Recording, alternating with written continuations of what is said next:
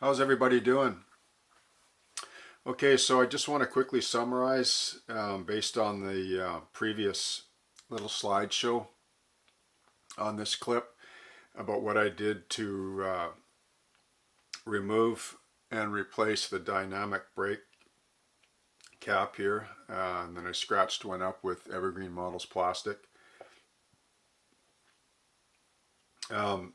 It was a little tricky removing this. You just want to be careful that you don't saw into the long hood. So you just cut it kind of proud in this area here, and then you just knife back and sand. Just revisit the earlier picture, you'll see what I did. I slid the long hood over a block of wood, and just to keep it secure, and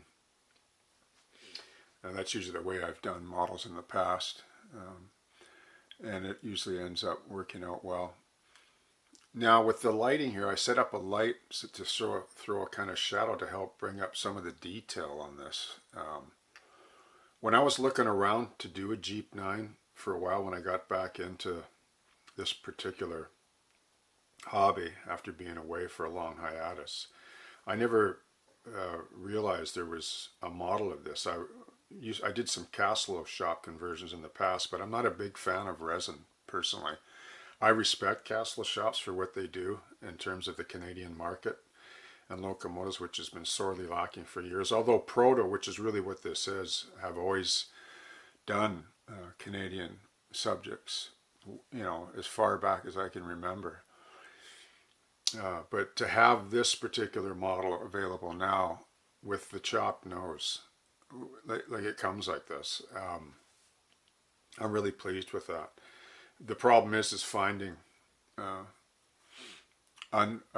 undecorated, unpainted models. Now you can strip with isopropyl alcohol and that's fine, but it's a bit messy and I'd rather not if I can avoid it. Although when I ordered this, the advertisement photo on the online kiosk had, it showed a non-dynamic, like just the gray on deck, but it came with this, right? And it's baked on, like it's molded on, so you have to surgically remove it. But anyway, it worked out really well. Like I say, with that corner round by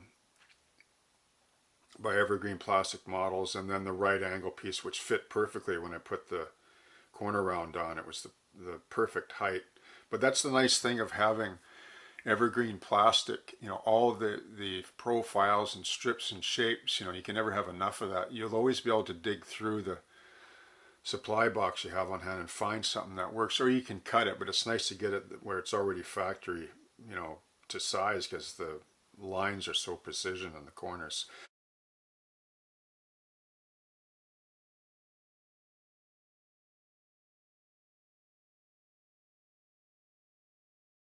So I'm really pleased with the way that turned out. And then also you can see, and forgive me for those that already know this, but when you remove a part like this, the traditional way is to drill it out on the outside of the part a little ways, keep it proud, and then just knife away with a number 11 blade and then trim it up. And then these little exhaust stacks I wanted to save because they have really nice rivet detail on this plate here. I mean, you can fabricate all that too, but in this case I just wanted to see if I could save those two parts, and I did. And so I just remounted those, and then this winterization hatch, which I picked up from Rapido, was a little bit too long. Now they also have a shorter one like this with another sort of hatch plate on top that actually says it's made for a GP9. But in this particular one, according to the video, where there's a link on part one, it's all clean up here on the top. So I cut this one back and then I just reskinned it with a piece of evergreen plastic on the front there so that it matched up according to the prototype. Yeah, so that non-dynamic hatch conversion went really well. I also want to mention, because I forgot to in part one about the railings, I mean, look at these railings. They're just, I mean, this is as good as they get.